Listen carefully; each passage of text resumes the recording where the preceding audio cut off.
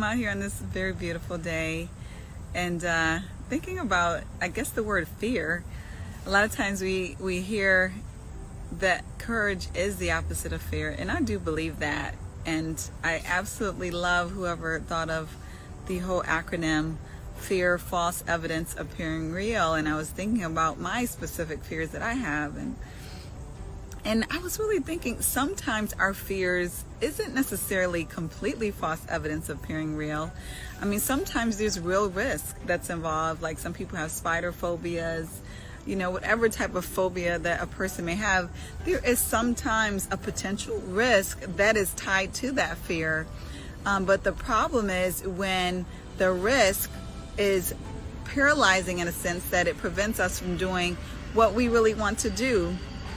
I believe that we all obviously are entitled to take the risks that we want to take with our lives, and every aspect of life entails some level of risk. And so we want to ask ourselves the questions: what experience that we're going to have, what choice is worth the risk, what is the potential investment? So I was especially thinking about this as I'm looking forward to returning back to one of my favorite places, Costa Rica. And one of the things that I did to face my fear of heights was to zip line. And not only zip line, but zip line at 6,500 feet, which even when I hear myself say that, it's absolutely insane. And full disclosure, I wasn't quite sure on the amount of courage it would take over and over again to do this zip lining. I thought it was like this one line because I had never zip lined before. I thought it was like this one line, and that once I get the courage to get on this one line, it just takes me all the way to the end. But no, there were 12 posts, and for those who aren't as familiar with zip lining, they're basically like these different stops where you have to get off and get back on. And so I did that on these 12 different posts, which were pretty much tree trunks, but these were like massive tree trunks because we were up all the way in the mountains, like I said, 6,500 feet. So you can imagine how far high we were. Like we literally drove about 45 minutes just to get to the top, and then we zip lined down. And if I be honest with you, I cried like a baby before I got on the top. I felt guilty as a mom, like thinking, are you really about to do this? This was about 5 years ago, or more than that rather. But I did eventually do it. And I think a lot of it had to do with peer pressure.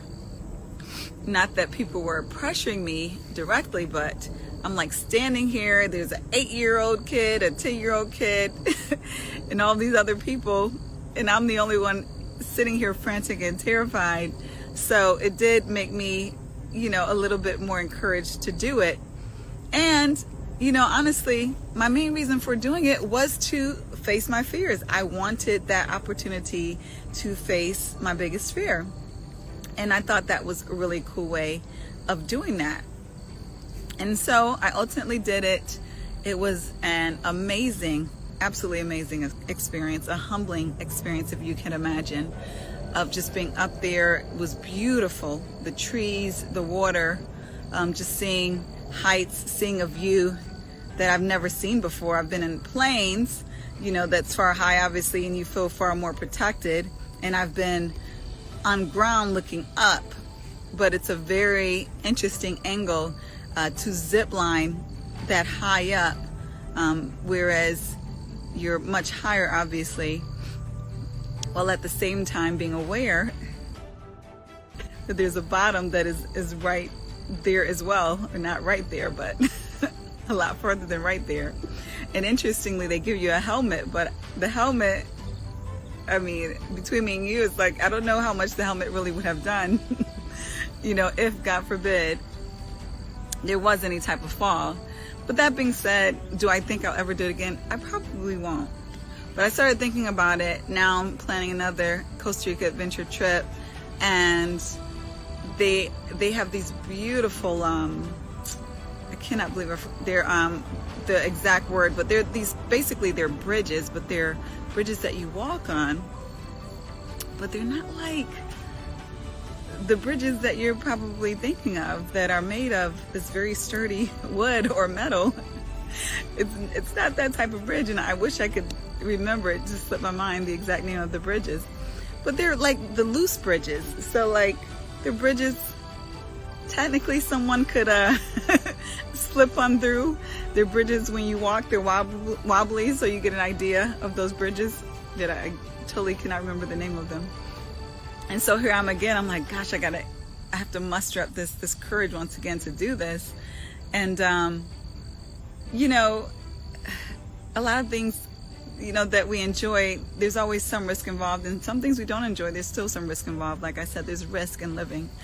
But at the same time, I just know it's going to be an amazing experience, and it just made me think I would love to come in and talk to someone who really wants to do something, but is paralyzed by fear.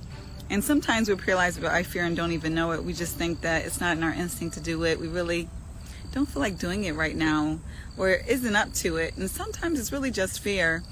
And a lot of times it's fear regarding things that require far less risk, but yet you get far more reward. So, you know, just reminding you, as I remind myself, you know, everything we want to do isn't always comfortable. Everything that we want to do isn't always something that we've done before. And sometimes in order to get a reward that we want, whatever that reward is, we do have to take some level of risk. So I just hope that you're taking the level of risk that is appropriate for you, that you feel like, you know, perhaps Holy Spirit is telling you is okay for you to take, and that you will be safe in taking, and very importantly, that the reward will be worth the risk. So hope you're having a wonderful day. Take care.